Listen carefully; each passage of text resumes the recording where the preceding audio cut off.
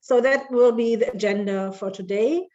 And you're very, very much invited to participate, which is the topic of the workshop as well. So you could participate either you just talk, you're not that big in the group, or you just write it in the chat, and Imke and me, we will try to just recognize everything was written in the chat, or make something that we could hear that you want to talk with us, or if you ask something, so that we have a lively discussion, a lively afternoon with each other. Yes, Malati. Okay, I thought that professionally it would be nice for me to introduce one information here. First and foremost, I send my full strength to the facilitators, because I know the difficulty as a training person just to have a discussion for two participants and go ahead. That is my first greetings to you. And I'm very sure Pratana also will join me, because we are doing it for the past 2 days, seeing the size of number coming down. One, receive our strength and congratulations, and we will just make it one. Second part is, I would like to give you one piece of information here, which is more relevant for this meeting, because it is from KNH. I have been part of this KNH macro project in 8 countries, where Mr. Jörg Lichtenberg was leading from KNH, Germany. KNH. So, yes, Kindernothilfe. Yeah, okay. I was part of that for the past almost 8 years, because first time we tried for 2 modules, and later we did a project with Kalkübel Stiftung. I represent Kalkübel Foundation, Kalkübel Stiftung, and TDH, Terre, Homes, and Child Fund with KNH. There was a macro project, and I was in charge of Myanmar and India as a national trainer. So I thought it is nice from my part to share this information to you before you start. It should not be that I'm not saying that to you. This is just a piece of information for you. Yeah, very, very interesting. And being invited just to participate afterwards in the discussion lively. Thank you very much. So then we start with the presentation of Dialog Works, and I'll give over to Laura and Lea. Thank you so much, Elke. I will start, and I want to thank you, Malati, for your encouraging words. Even if we're a small number, I hope this will be very interesting for you. And actually, Kalkübel Stiftung has also supported Time to Talk in the earlier days. So there might be some colleagues, or maybe you also have heard of this campaign before. But however, we will give you now in the next 15 to 20 minutes an overview of our work, and especially about the 2 campaigns that we are implementing. So Laura and I split our presentation into 2 parts. The first one is where do we come from? It's an overview about the global campaign and research project, It's Time to Talk, Children's Use on Children's Work, that was implemented from 2016 to 2019. And the results, and especially the results of the evaluation of this project, then led to the design of the new campaign that we are currently running, which is called Dialog Works, and which will be presented by Laura then afterwards. So let's start with It's Time to Talk. Time to Talk is a global campaign and research project that is mainly focusing on the specific target group of working children. So as you know, KNH is for many years working on the field of child labor and child work. And we experienced that in this topic, child labor, and especially in the debates and discourses and policy meetings, the voices and views of working children have not been included, and have not been included enough. And with this project, we really want to contribute to a fulfillment of Article 12, the right to participation, especially for working children. So when we initiated Time to Talk in 2016, it was a very unique and a very innovative project because it is participatory right from the bottom to the top. And the main objective in the campaign was that we enable working children to have their views heard in local, national, and global decision-making processes, including meetings, conferences, platforms, and especially in the global conference on the sustained eradication of child labor that took place in Argentina in 2017 and was hosted by the International Labour Organization. The International Labour Organization, the ILO, I'm sure you know this institution. It's a global UN institution that is focusing on labor policies and standards and convention all over the world, and also advising governments and states how to handle labor policies and especially child labor policies. And this is our main stakeholder still in the new project, but also has been in Time to Talk. So Time to Talk, to give you a general overview of the structure, all activities are based on Article 12 of the UN Child Rights Convention. It is our aim to fulfill this article and to give children their right to be heard and included in all matters that affect them. The campaign was initiated by Kindernothilfe, terre, and Save the Children Canada, and also Dialog Works is co-funded by the German Ministry for Economic Cooperation and Development. So what was the project about? Because as I said, it's already over. I want to show you 3 key elements of the Time to Talk campaign. The first one is the participatory and rights-based approach that we have been implementing in all our activities. So as I said, we experienced that working children's voices and perspectives have not been included in political processes so far. So we initiated a consultation of more than 1,800 working children across 36 countries worldwide. In these consultations, we collected the views and perspectives of working children around their daily lives, their working lives, the challenges they face, the things they like or dislike on their work, but also their messages to political stakeholders. And these consultations have been implemented by more than 50 civil society partners, most of all local NGOs that are working in communities or cities and are in touch with working children, and invited them to mostly 2 days or 3 days consultations where they really have the time and the space to express themselves. In the end, we analyzed all the findings and the interviews, and we drafted a report. It's about more than 200 pages, where we include all those findings of the working children's perspectives and their messages to political stakeholders. And as we are a participatory project, we also translated this report into a child-friendly language in form of a comic with very few words. So it's understandable and inclusive for almost all the children. We also translated it into 10 more languages, and we shared it with the children that have been participating in the campaign and in the consultation. This is one of the main key elements. Then another one are the so-called children advisory committees. This term is very important to us, and I'm sure you will hear it a lot today. So we always use the abbreviation CAC because children advisory committee is always a bit long. So the committees are groups of working children, mostly 10 to 15 working children that are not only participated in the consultations, but also meet on a regular basis in their local area. And in these meetings, they have the space to express themselves, to share more insights, more information, more experience, whatever they want. And they always help us to support the consultations and to analyze the findings. So the children in the committees were the first ones testing the child-friendly participation methods, and they also were the ones validating the findings of this overall global evaluation. So we really got feedback from them if it is correct what we are doing. At the same time, they exchanged with local to global stakeholders to share their own personal views and recommendations with them. And they also supported the evaluation of the project, which I will come to a bit later in the presentation.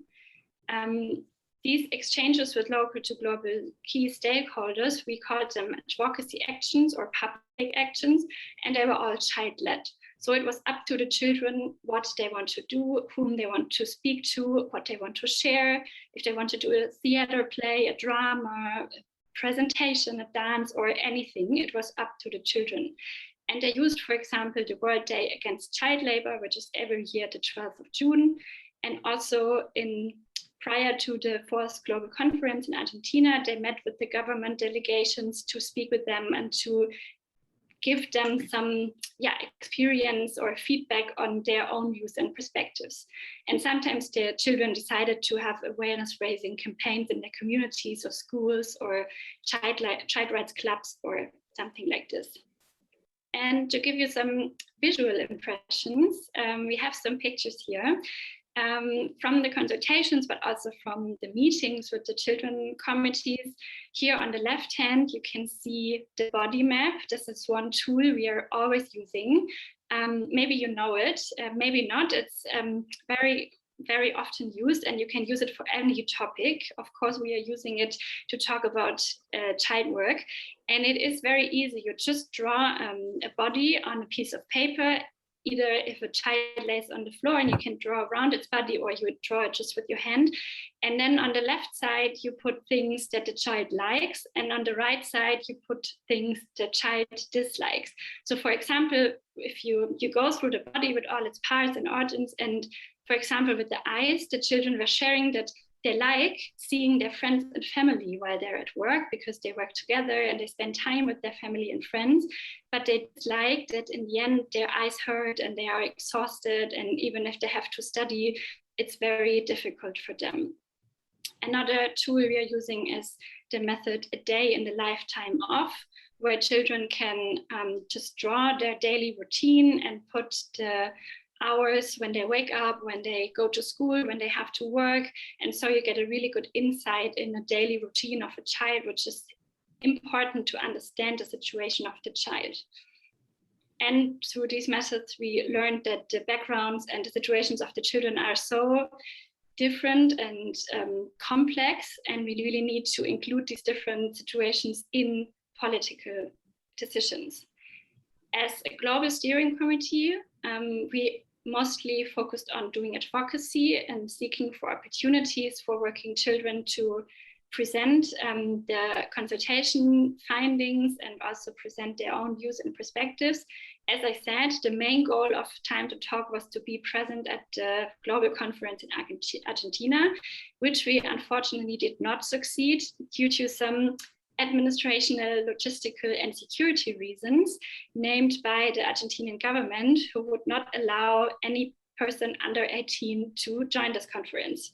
So we did not succeed this aim, but they offered us the opportunity to have a side event and a press conference where we can launch our report with the findings. And we discussed this opportunity with the children advisory committees and asked them if they want us to go to this conference or not. And they all voted with yes. So 2 of our colleagues went to the conference in Argentina and presented the report and the findings. And this event, even though it was not that successful as we hoped for, but it led to other opportunities for working children to be invited to platforms and conferences. For example, the Global Child Forum in Stockholm in 2018, which is a forum hosted by the Swedish royal couple, the King and Queen of Sweden, and it is for businesses and human rights. And 2 delegates from Indonesia, which you can see on the first picture, traveled there to hold a speech on working children's rights and shared their messages. And a year later, we were invited to the SDG Summit and the BMZ conference in Berlin.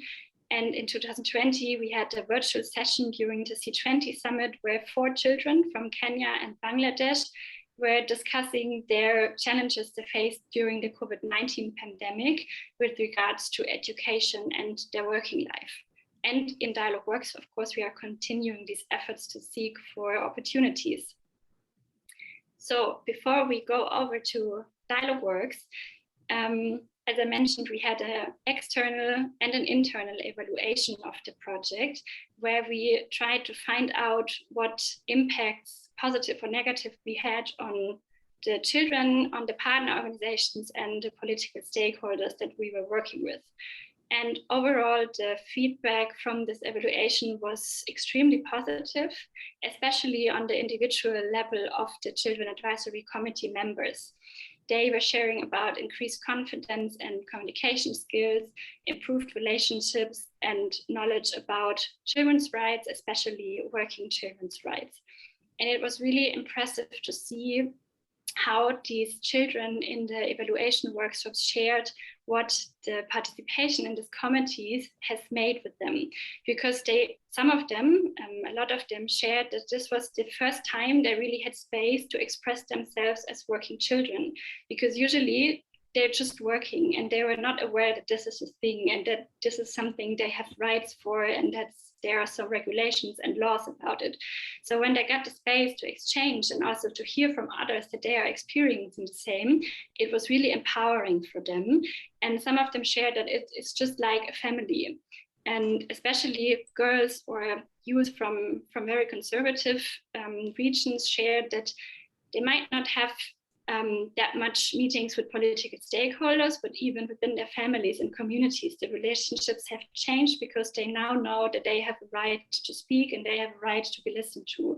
And this was really changing for them. And yeah, so this was a very positive impact that we not really did intend to have because it was more an advocacy project. But for the second project for Dialog Works, this plays a huge role now.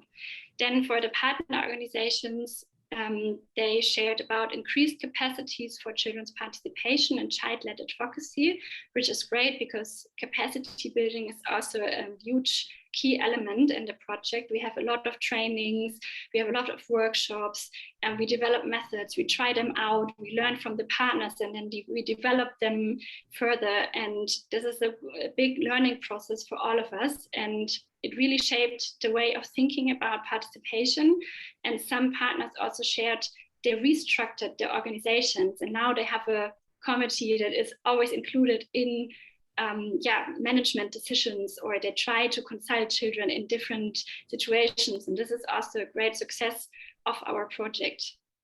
The political stakeholders, they also shared that the acknowledgement of the importance of children's participation has grown, and that they want in the future really to include children, that they think participation is important. But we also learned that this is just a long way to go still, and that political change needs a lot of time, and that we have to continue this effort. And that is also why we decided to have Dialog Works as the following project, to have another 4 years of trying to achieving this goal. And we just realized that it's not about the single events that we have, it's about building a structure or building upon structures that are already there, finding entry points where we can integrate participation to really make it sustainable and long-term, and of course meaningful. And now I hand over to Laura to go on with Dialog Works. Yeah, thank you so much, Lea, for all these information you shared.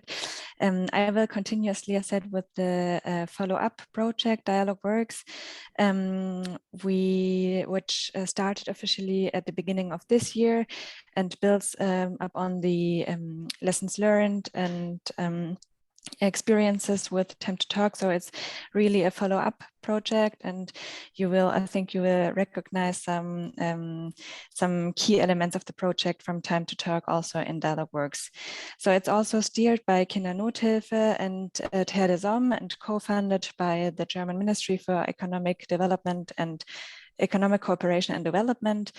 And the main objective is to anchor children's participation sustainably within civil society, and to advocate for its institutionalization within the political processes on local, national, and global level.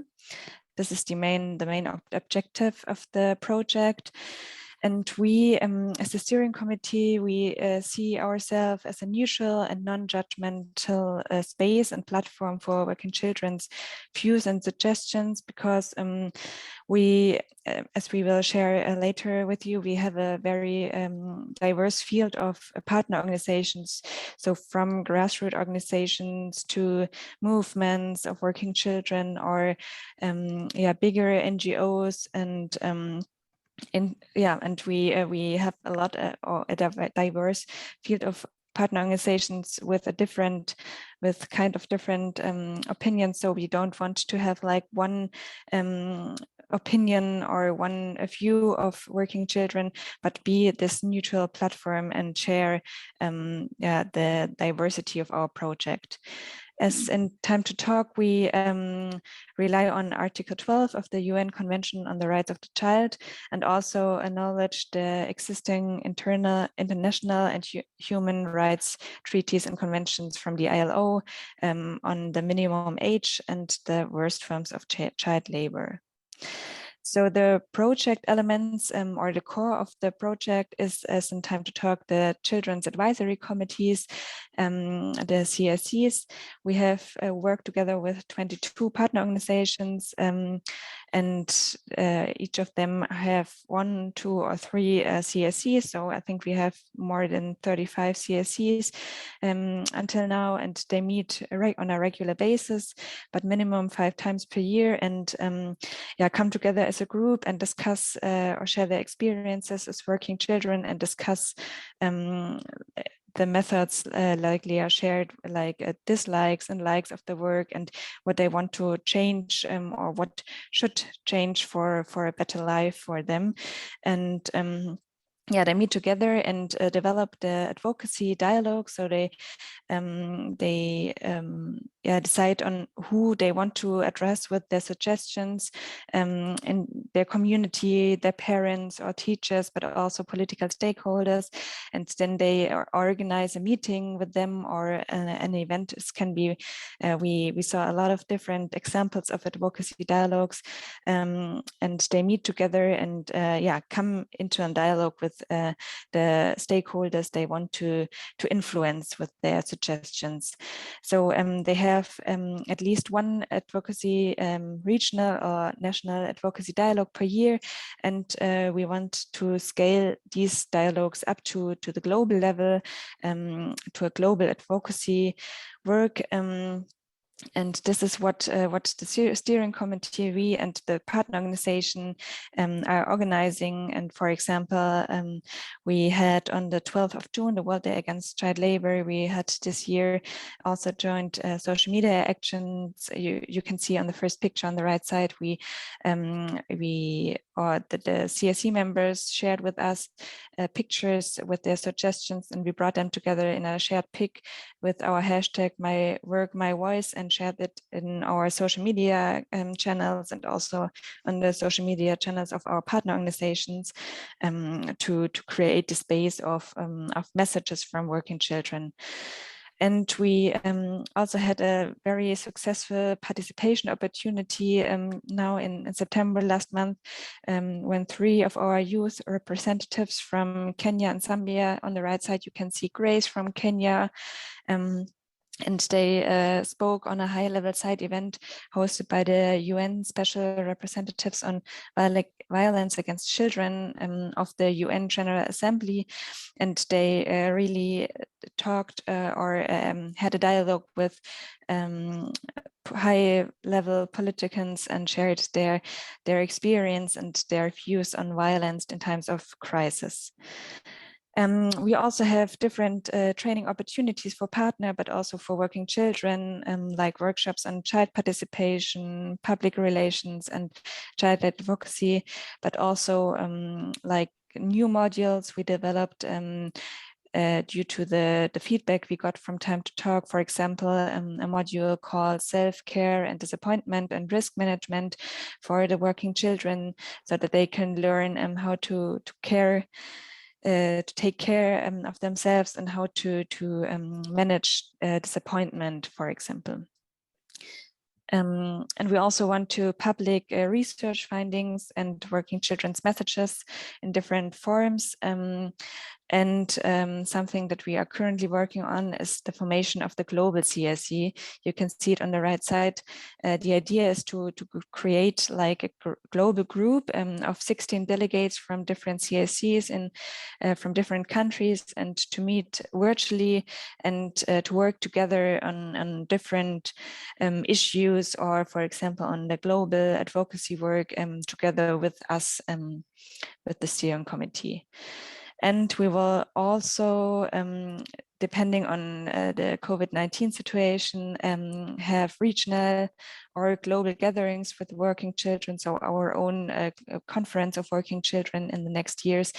And also, like in Time to Talk, this is one main goal as well, to create spaces for working children to participate at the next global conference of child labor next year in South Africa.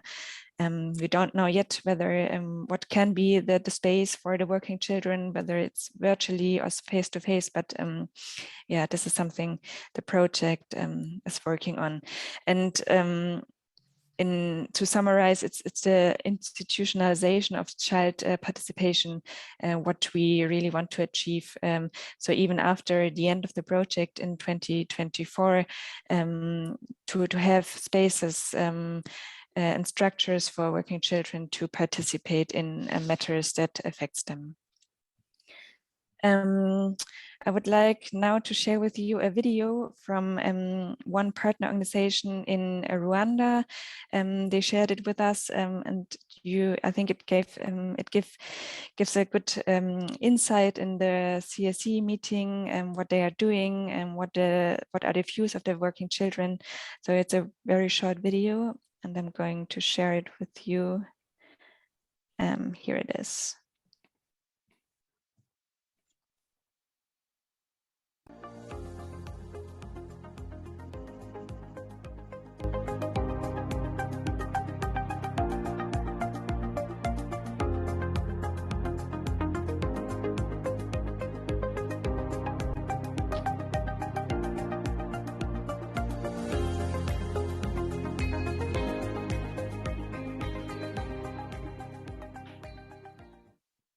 ibyo nishimira mu kazi kanjye ni uko iyo nkoreye umukiriya nkamukorera neza, narangiza nyine kumusuka akambwira ngo namusutse neza. Noneho ikindi ni uko iyo mukoreye neza nyine akishima, amemba neza. Aba nkora impapuro, inyungu mvana mu mpapuro ni uko iyo maze kuzikora nkazigurisha zose zigashira, mba mbonyemo inyungu. Akazi nkora ni ugufasha abantu wenda mu kubaka, nkabavomera amazi, cyangwa bamwe mu baturage bakenera amazi yo gufura mu gace ntuyemo cyangwa yo gukora ibindi, nkaba nayabavomera bakampa amafaranga.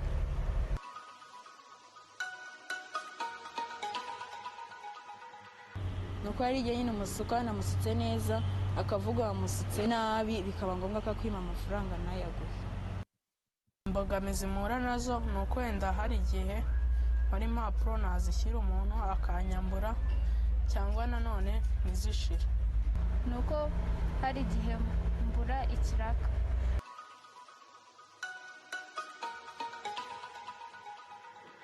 Iyo amafaranga nyine amaye nyaguramo ibyo nyine mu buzima bwanjye ababyeyi batabashije kungurira. Icyatumye nkora ako kazi ni uko amafaranga mbonyemo nshobora kwiyishyiramo ishuri, asigaye nkayafashishamo umuryango. Mbona ibikoresho by'ishuri nkabasha kwiga nk'abandi. Muri iyi nama nungukiyemo akazi umwana yakora n'akatakora n'uburenganzira bwe. Akazi umwana yakora, ababyeyi bamutuma kuvoma ku isoko, kuba yabafasha imirimo yo mu rugo nta kazi kandi umwana atakora. Ntabwo umwana yakoreshwa akazi ko mu rugo, ntabwo umwana yakoreshwa akazi karimo ihohoterwa rishingiye ku gitsina cyangwa gukora ahantu bamuha ibiyobyabwenge. Mu biyobyabwenge bimwe muri ibyo ngibyo harimo urumogi, inzoga n'itabi. Iyi nama twakoze icyo nkuyemo ni uko ngomba kuzajya nkora aka kazi, ariko nkibuka ko mfite inshingano zo kubaha kandi mfite inshingano zo kwiga sindeka amasomo ngo nuko nabonye akazi.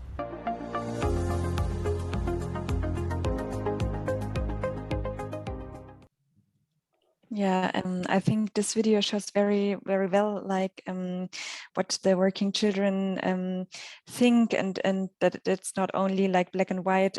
They should not work at all because some of them like types of the work, and some of them need to work to pay the school fees or to help their families, and they learn so much when they're working. So I think it's not that black and white, and this is something our project also wants to show, like to show the different views of the working children. This is another example also from the same partner organization in Rwanda.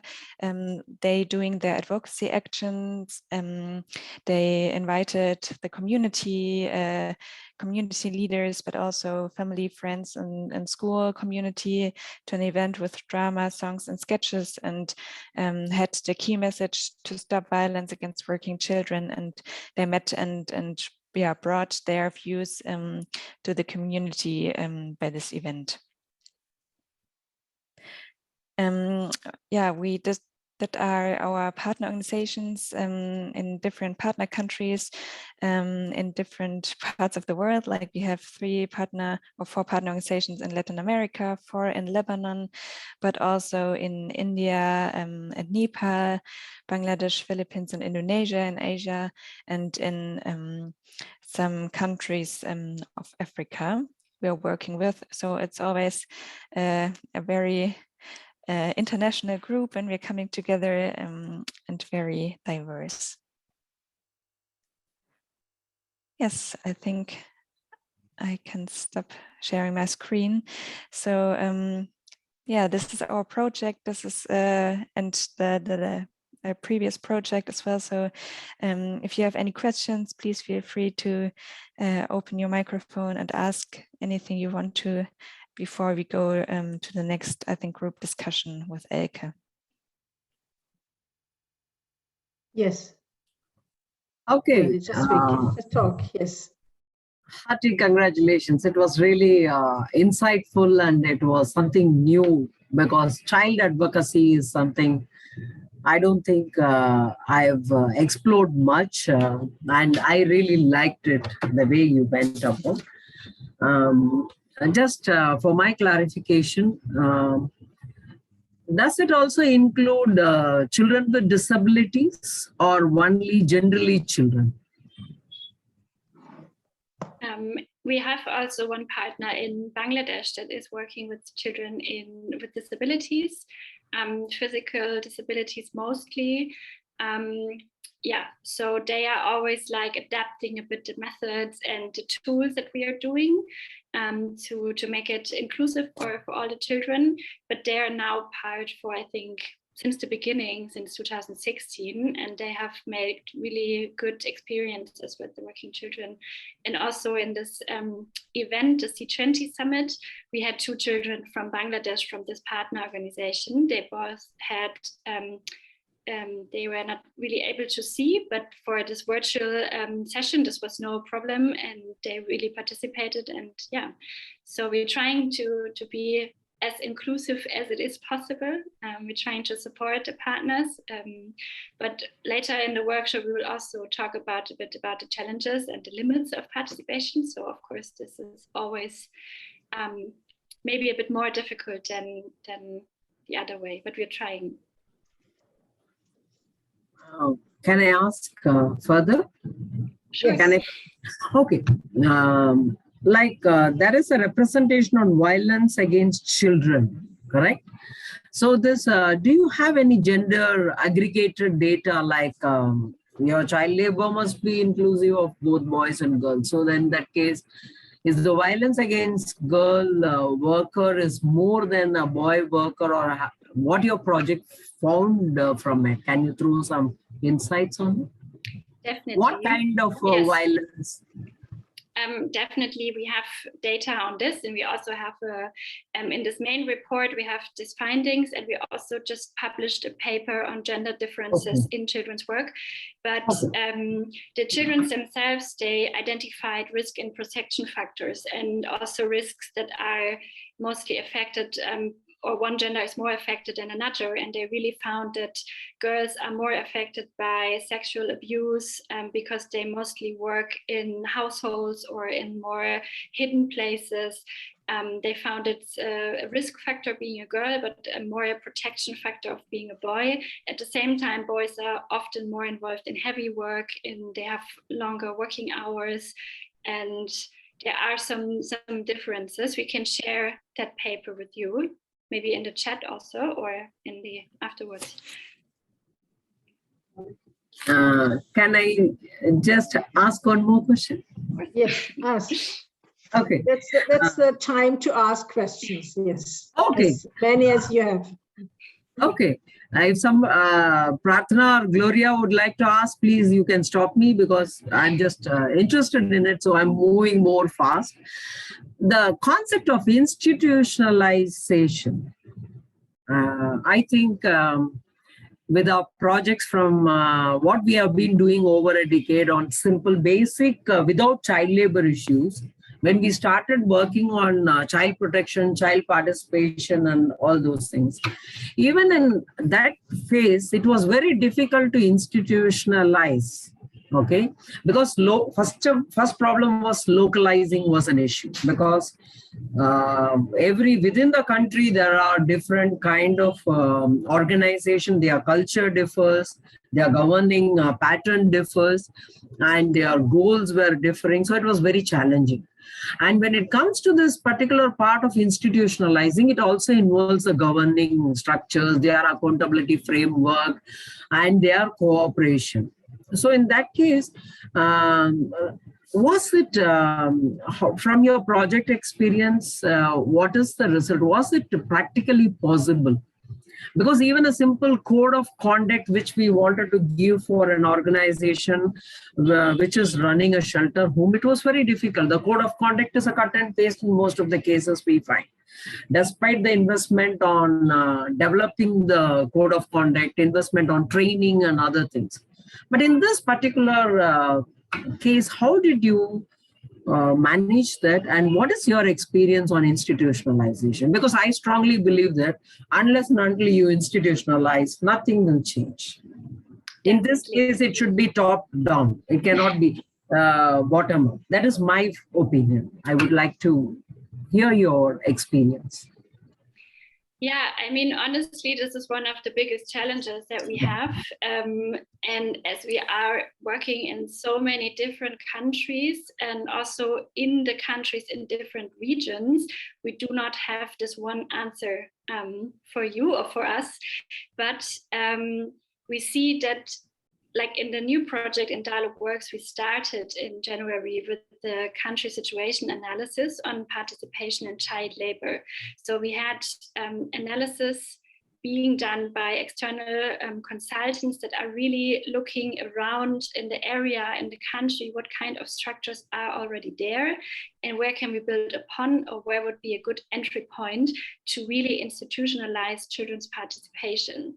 And as the countries are so different, also the results are so different. And honestly, every partner organization, every committee has to work on their own in fulfilling or in achieving this institutionalization. So we have, I mean, in some countries, there are child rights committees in the local level, in the national level, regional level. Even those federal structures and this governing structures in the countries are so different that you really have to have this analysis beforehand and talk to the people, see what's possible. If there are already some committees, and we have that, I think, in Kenya, and now the Children Advisory Committee is advocating for having a seat for a youth representative in this committee. Or in Peru, for example, there is a roundtable that meets, I don't know, on a regular basis to discuss the issue of poverty. And they managed to have children representatives on this round table. So these are like the best practice examples, but it's still, as we are just running for 1 year, it's rare, and we feel it's very, very difficult, and it needs a lot of lobby and advocacy work on the very local or national level. Yeah. So you got any opportunity to connect, make connections with government organizations in your working countries to help the children you found? And in some of the countries, when the children decide they want to talk with the government officials, we support this, and especially the local NGO supports the children in addressing this government structure. For example, inviting them to a meeting, inviting them to a public action, or inviting them to a workshop. And then, I mean, we all know it's politics. Sometimes they show up, sometimes they don't show up. Now in the COVID-19 times, they also try to have online meetings with the politicians and then just talk with them. This is like dialoguing with them. Start somewhere and really express what they think and express that it's important to include children in these discussions. And we are just in the beginning in seeing what comes out, but we had, I think, just like so many examples in my mind, but for example, in the Philippines, the Children Advisory were talking to the local governor, and they were advocating for more sponsorships for education. So they were saying, we need more children to go to school, we need more sponsorships for our group, for our neighbors, for the community. And they kind of impressed this local governor. So they said, yes, okay, we will talk about it. We will have more funds for more sponsorship for children going to school. And we have not heard yet back if this was realized. Or Laura? Yeah, I think so. Yeah. Okay, yeah, so this is the role of the adults also from our facilitators and colleagues in the NGOs, that they are supporting the children, texting an email, writing a letter, printing some banners or t-shirts or stuff like this, and having the children address the right people they want to talk to, and also giving them the information who is responsible for what, of course. And then, yeah, we have some positive achievements, but the most important thing is to continue this dialogue and to really hold up and follow up on what has been discussed with the politicians. Mm-hmm. And maybe to add on the institutionalization issue, we also started to work internally, or to ask the NGOs to work internally in their organizations on institutionalizations, because we know we can't start at the top of the, I don't know, national level, but we also have to change something in the near environment of the working children on the like lower level. So this is also like a process we started. Okay. Yeah. Can I? Okay, Lea and Laura, I forgot to congratulate you for your good presentation. I'm sorry because I was so much involved in your input and I jumped into the question. Thank you. It was very good because talking about child advocacy, then talking about different tools, then having a presentation with film, and that film gave us lots of insights, like still where we are. It reminds me in India when we did kind of this survey with Wasari industry, the same results were coming. So even before 30 years, this was the case in some part of this side of the continent. And today we find those children saying it. So that was the tools and other things are very apt. I have just two more observations. Like you showed the partner countries which spreads from Africa, Latin America, and Asia, and all these things. So how it was easy for you to generalize the findings? Because I find that the conditions in Africa is very general and their right orientation is very different. Southeast Asia is very different. Even in Southeast Asia, if you take Sri Lanka, India, Bangladesh, we are very different in our background. So, and also you have taken a very powerful tool of advocacy, and where there is no much scope for us to talk in most of the countries, the child advocacy especially. So how was it possible for you to generalize your findings on advocacy? So one thing is that we realized, even though to the different contexts and cultures and everything, we found a lot of similarities between the messages and the problems that children face. So we clustered the findings due to the main priorities that we found out. And for example, the motivations for them to work, or the hopes for their future, or the likes and dislikes, that is honestly very common. That's all very, very the same. They all, I mean, they advocate for better loans for their parents, because they understand that poverty mostly is the main reason for children to work. So they know if this doesn't change, if the parents don't earn enough money to fulfill the basic needs, they always will have to go to school. They also to work, I mean, and cannot go to school. This is just one example that we found. But in the final report, we also have we have a lot of case examples which give like a deeper insight and deeper impression in different countries and single children, where like little portraits of the children and then explain the situation of the children better.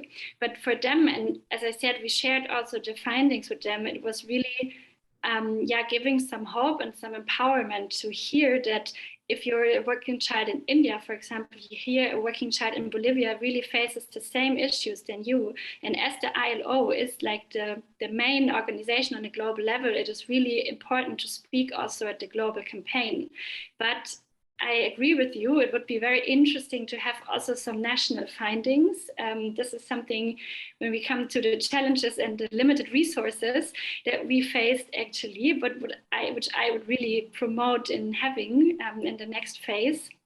That's also why we support the local partners to do their advocacy in the local to national level, because they have the findings from their area, and we support them as best as we can. But we decided to have a global campaign.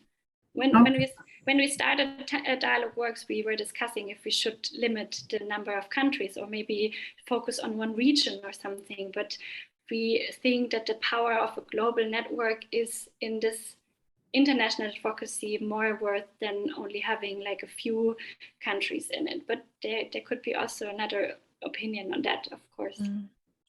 Okay. Yeah, and we are also, No, Elke, you wanted to say?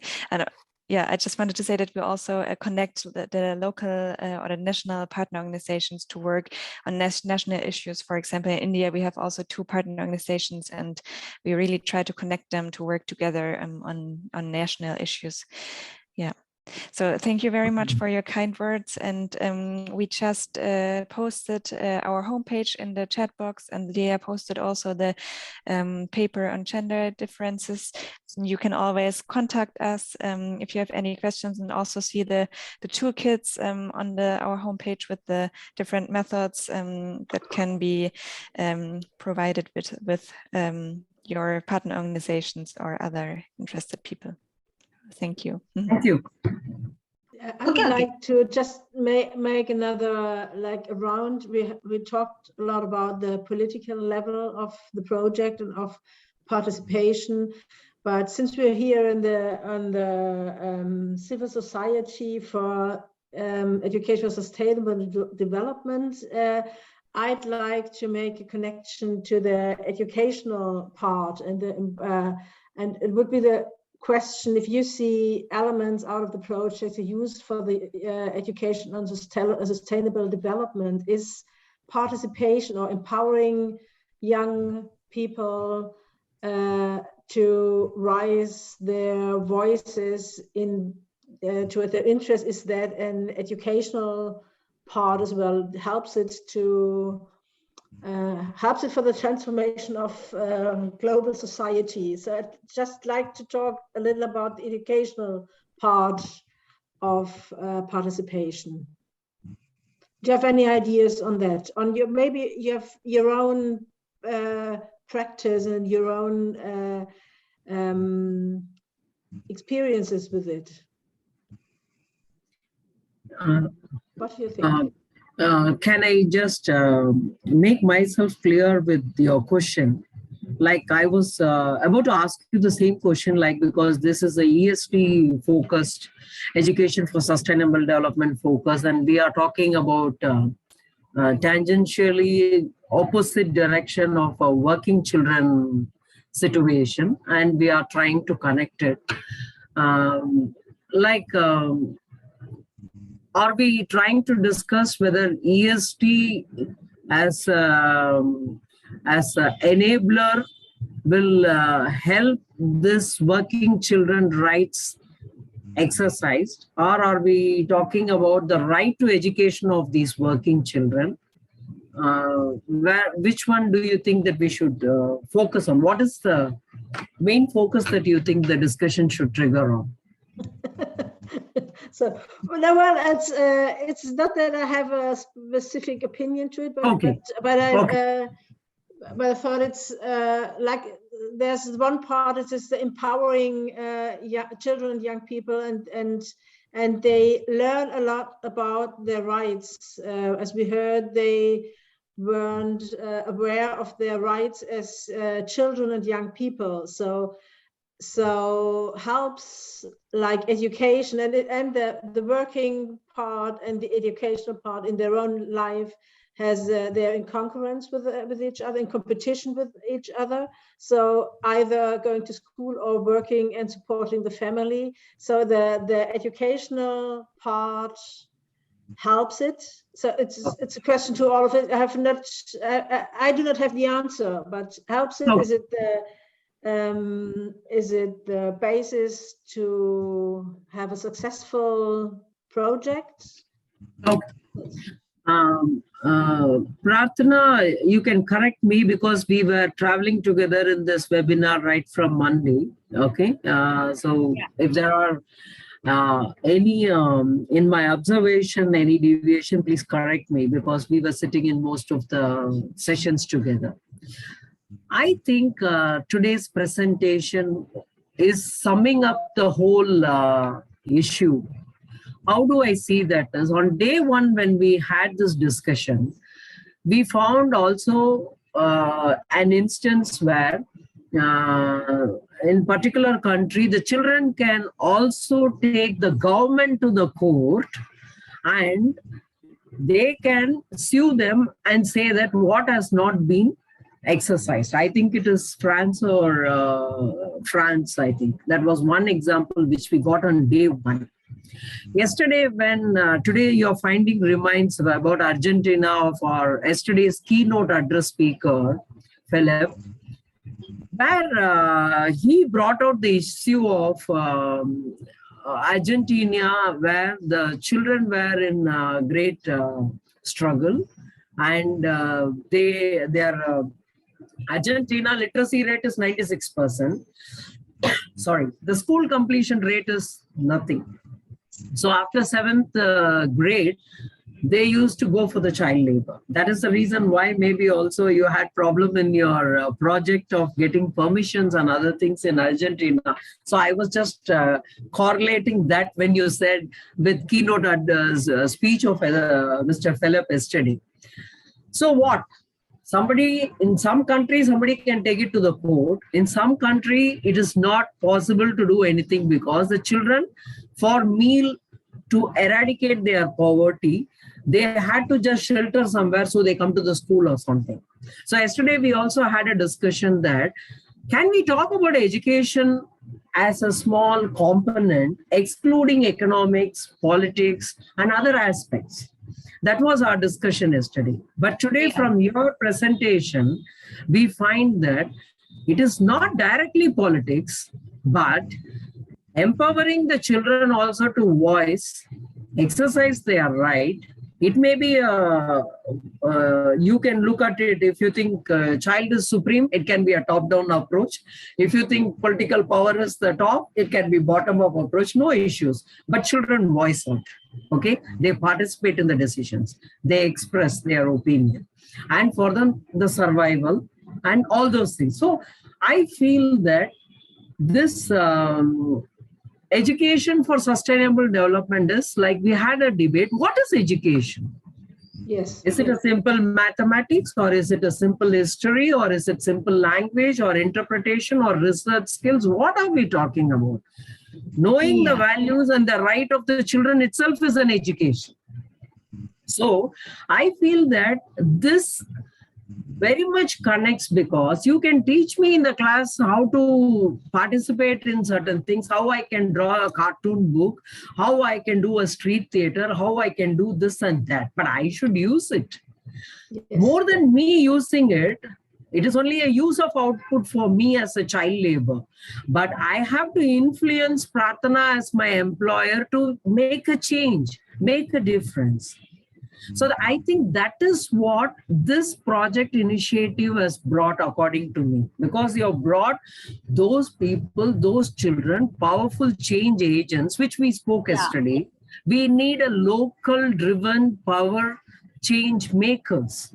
So the change makers have come from the children. They form committees, they represent, they voice, they go till the UN to speak and express their voice. That is where I think education, this is the education.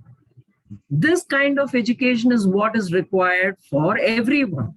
When you see the child as a participant here, I feel that we need the participation of the employer also here. Their duties also should come along with the rights of the children.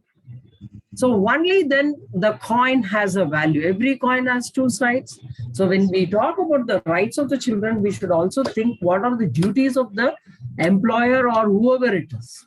So I feel this is a very good move. Maybe it may look like advocacy is a quote unquote, not a right word, or it might be looked at as something agitative, but it's not that. A persuasive advocacy is also good. I can just convince, put my position, and slowly I can convince what is the status of mind. So I feel in that way it very well connects with EST. It transforms the mindset of the person. It really helps someone to internalize what is happening around me. Not as a laborer, but also as a hirer of this labor. That is how I look at it. Please. Thank you very much. Are there any? Yeah, when I listened to Lea and Laura, I got a question in my mind. Then, yeah, this children, they had to work because the poverty and sometimes any other reason. So they will miss their education, they will miss their formal education in school, their literacy, everything. So in your project, do you had any kind of ways or strategies to help them to learn or get their missing parts of their education? Not only for career development education, just their enhance their literacy rate and learn what they had. They miss their schooling. If they miss their schooling, in their students, the children they talked in videos, they are 16 years old. So if they were full-time employed, so they definitely miss their schooling. So what kind of things or ways that you took to help them to learn? Yeah, you're absolutely right. We hear a lot of the children that they are missing out of school because of work, or that they are too tired to go to school because they had to work. The thing is that in our project, we are very small. We are a campaign, not a developmental project. We are just contributing a very small part to the actual ongoing project work of our partner organizations that for sure do have educational or vocational trainings and projects for the children. But Dialog Works is just on top campaign that most of the partners are doing. So these meetings of the children, they only take place like once a month or every 2 weeks or on the weekends or in the holidays. It's really depending on the context of the children. So there's not really the time and space for having educational programs, but it is the time for the children to share their experience with that, and also to think of solutions for their projects, for their problem with the school deficits. For example, in Peru, we had children that are working on markets. They're going up very early at 4 or 5 in the morning, and they work in the markets until the afternoon.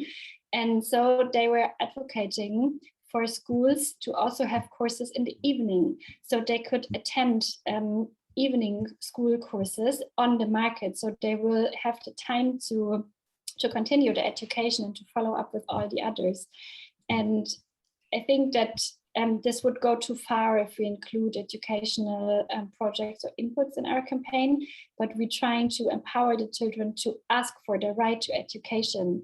And sometimes, and most of the time, the parents are a very, very important stakeholder in our project, because the children say it's the parents that sent us to work. So sometimes they start advocating with the parents, saying, let me go to school at least 2 days a week, 3 days a week, and then afterwards I will go working.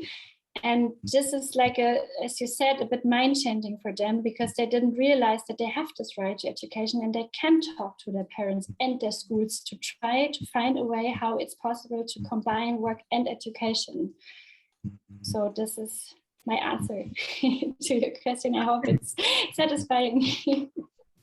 Yeah, the thing is, the poverty is really a struggling thing to get education, but it's depend on their context. Like if there is some kind of area that they are living with farming, or if they need more labor from their children, so they have to get it, and to survive. The survival is really important to them. When it's come to education, if there is any kind of thing like that, struggling to survive, so education becomes a secondary priority to them. So then in this situation, listening to last 2 days conversations, I realized that non-formal education has a lot to do in society. And also for enhance or develop this non-formal education, civil society has a lot to do.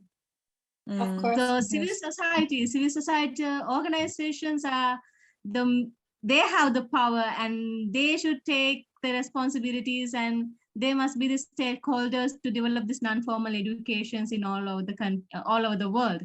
In all countries, we are facing so much different problems in education. In Sri Lanka, we also have 99% of literacy rate, and we have free education until our university level. But still we are facing so much problems, because we have education levels, but lots of students, they can't get the free education in university. If from 10 students, only 1 student get into the university, and others don't have any opportunity to get higher education like university rate. So because of the money matters, so they can't get, so they have to follow any other courses likewise. But in Sri Lankan situation, as students and youth, sometimes I'm thinking, yeah, we have free education. Yeah, there's a freedom to education, but do we have freedom in education? Because when we go to the classroom or anywhere, can we choose what we want? Can we choose what we want? In my school time, I had very little opportunities to choose what I want, right? In my advanced level education, then always our parents and teachers or some other peers, they are pushing, and some other things always pushed, and those other forces, they select the subjects and the dreams for us. So how much we have the freedom to choose ourselves in education, that matters a lot in Sri Lanka for all students in here. Definitely. And we don't have any particular places to talk, because students' opinions, what they want, those are things not heard by students, or children, or youth. In Sri Lanka, that's a matter in here we face always. I'd like to give over now to Laura and Lea again to show us the second part of the presentation concerning about meaningful participation and the 9 basic requirements for it. And I'm interested what's happening now. Yes, thank you. We would like to start with a little interactive part. I don't know if you know Mentimeter. I will, yeah, okay, you know it. Maybe you know it. I post here for you the Menti code, and you can just have access to it. The question now for us is, what is meaningful participation for you, or what does it mean for you? Meaningful participation. So we will then have a word cloud with all your ideas and yes, ideas. So please feel free to enter what comes to your mind, and I will then share my screen. Meaningful. Right, meaningful participation. Okay, so I'm gonna share my screen. The question now is, why does child participation matter? And I think you all have some ideas or why it is important for you and for your project and your environment. We brought a little quote from children in Nicaragua from the Time to Talk project that says, participation is more than raising our hand and sharing our opinion. It is to claim our rights when they are trampled upon.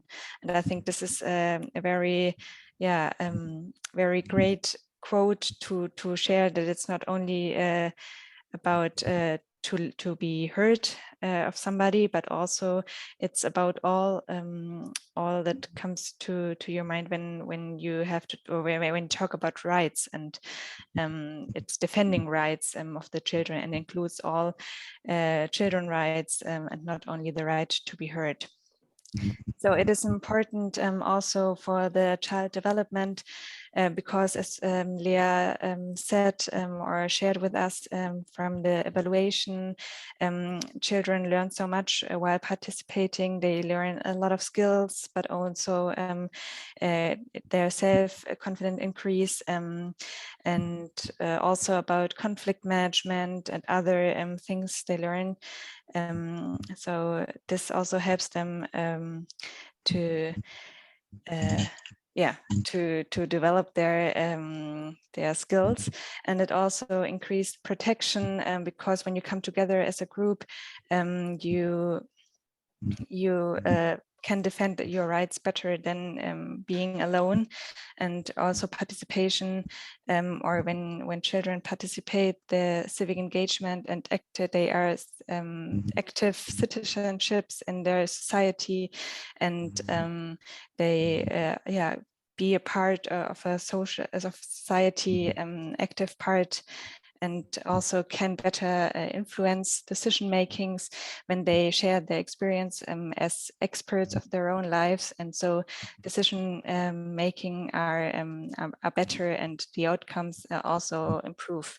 And it's also important for accountability. It increases accountability.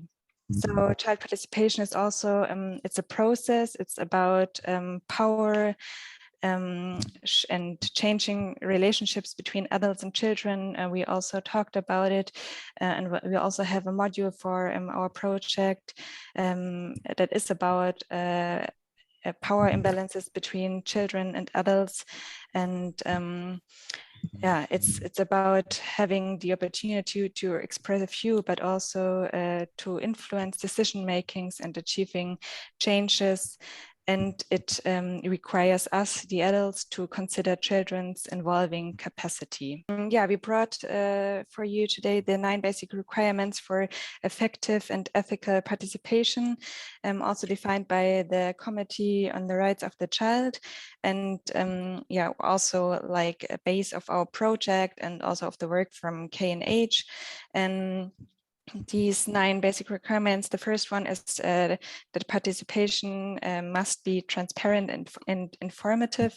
That means that children clearly understand their right to express their views and that they will be heard and valued, and that also they have access to useful and child-friendly information, so in accessible language, in timely manner, that they really understand what they are being asked to do and what will happen with the information they share, and who will have access to the information. So this is important to guarantee that the children are not manipulated by adults' interests, and also to make sure that that no false expectations have been created, and that children can have access to transparent and informative or information. The next thing is that participation should be voluntary. So the children, it's important that children have not been pressured directly or indirectly into participation, and they have provided informed consent for the participation, and that they know they can withdraw at any time, and also know how to withdraw from the process. And yeah, that's important because children can have various reasons why they don't want to participate. For example, like other time commitments or other risk related to the participation, or also low relevance of the project for the child. And yeah, these reasons maybe adults don't know, or we don't know, so the children know best how to prioritize their commitments and if they want to participate or not. Then it's important that participation is respectful, so that children are able to freely express their views without fear of discrimination, and also that their views are treated with respect by adults and other children, and that their views are heard and valued, and that also other commitments from children, like, or other rights, like for example school or work, or also the right to play, are taken into account. Yeah, right. This is important so that the facilitators do not dominate the dialogue or impose their values and opinions on children. And the fourth aspect or requirement is that the participation of children is relevant, so that the topics or opportunities are of real relevance for the children and that are involved, and that children are encouraged to identify the issues that themselves regard as relevant, and that they are clear on what they can and cannot influence, and that their expectations are effectively managed. Yeah. So Lea, do you want to continue with the fifth? Yes, the fifth basic requirement is that participation has to be child-friendly, meaning that children have to be free to ask questions and to raise concerns, that the meetings are discussed with them, the planning is discussed with them, that the methods used are really to promote empowerment of the children, and that we create safe spaces for children with sufficient time, information and materials that are provided to the children beforehand, so they have time enough to get to know what we are talking about and what we want to do. Also, like, the best case would be to let the children co-develop the materials, because they know best how they want to receive information and what really fits their reality. Yeah, and this is important because children have other ways of expressing than we as adults have, and the way we are expressing or the way we meet is maybe not adequate for children. So we have to really think and plan beforehand how we are doing this. Another basic requirement is also inclusiveness, and we had this in the discussion before. We know that not all children are the same and are similar, so some of them have different needs or expectations, and we really need to treat the children as individuals as they are. We have to make sure that there is no kind of discrimination against any reason, any age, gender, race, color, language, religion, anything. We have to make sure that all of the children that want to participate are engaged and are able to participate, and that we have safe spaces for the different groups to let them explore issues relevant to them. For example, in our project means that the body map we also see here on the picture, sometimes we divide children into groups of boys and girls because they might feel uncomfortable being so close to each other, or they want to share different experiences they have.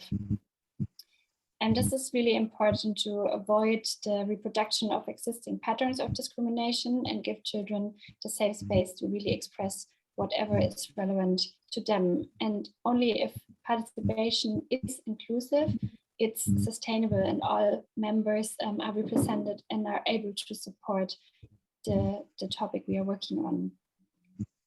Another important point is the support by training. And that's also the way we are working, as we have shared with a lot of capacity building and training and participation methods and tools. People that are working with children have to be trained and equipped to work effectively with children. They have to have access on training material, and also here it is nice if children can co-facilitate the training when it's appropriate and possible, and if they wish to do so. We say that, and we also experience that because it's very important that child participation is well planned, implemented, and evaluated. And it needs a lot of time and resources. And if you want to have meaningful participation, you have to make sure that these resources are fulfilled the best way as possible. So the eighth basic requirement is that meaningful participation is safe and sensitive to risks, meaning that children are aware of their rights and know how to seek help and support when needed, and also that they know all considerations in relation to their safety and protection that have been taken into account. The facilitators or the staff must take every precaution to minimize the risks, and these risks has also been discussed with the children. We have to ask the children what kind of risk or concerns they have for their participation and what would help to minimize these risks. So a risk management plan or evaluation needs to be done, and also you need consent of the children for their participation, and also, for example, for pictures and videos that needs to be shared in the end or published. This is important because children often know best which situation can be risky for them, and I think also each child has individually emotions or risks or fears, and we have to take care that we really address it all. And it is important to have an environment where the children feel free and feel safe, and only then we can have a meaningful participation. And the last of the 9 basic requirements is the accountability, meaning that we have, I think it's very similar to be transparent, because we have to give children feedback on how their contribution has advised, informed, or influenced the developments.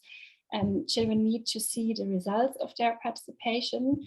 And we should try that participation is not a singular event, either way that participation processes are integrated or institutionalized to have a sustainable children's participation. This is important because children have different realities as adults, and even with the best intention, we might not understand the children's statements completely. As I maybe to sum it up, as we went through it all very quickly, we know that these 9 requirements are obviously related to each other, and they're interdependent. None of them goes without another, but still facilitating meaningful participation is a learning process, and sometimes the circumstances prevent the completion of all requirements. For example, lack of funds or availability of the professional trainers or even the facilitators.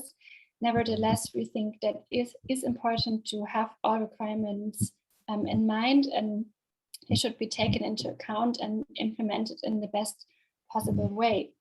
And in our project, to support our partners and facilitators, we created a planning tool which is called the 9 Basic Requirement as a planning tool. It is included in one of the toolkits where all the methods of the child-friendly research and participation planning is included.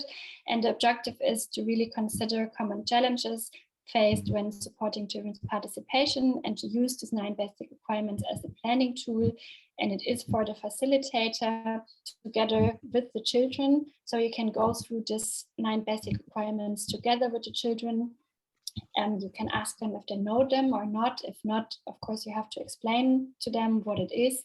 And we have created a checklist.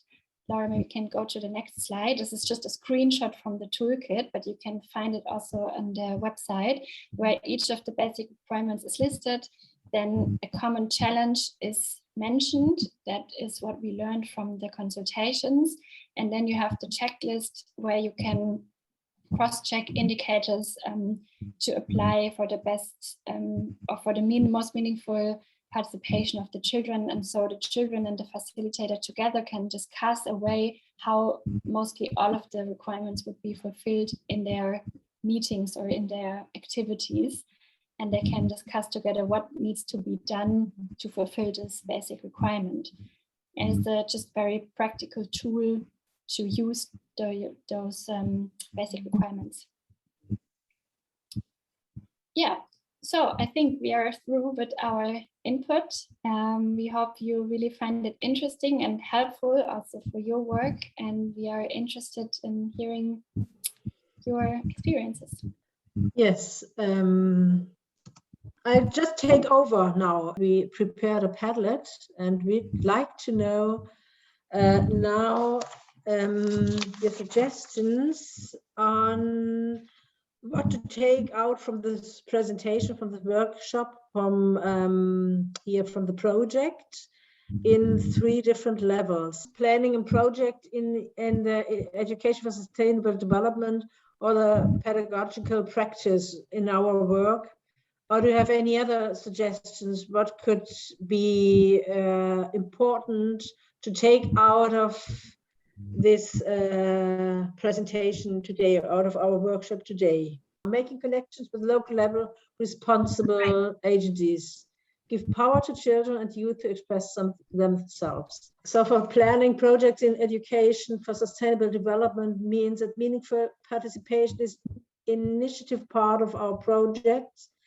And it's a heavy part, but what next? Listen carefully to what our children's needs. Different tools are useful for transforming, and this has to be applied and validated.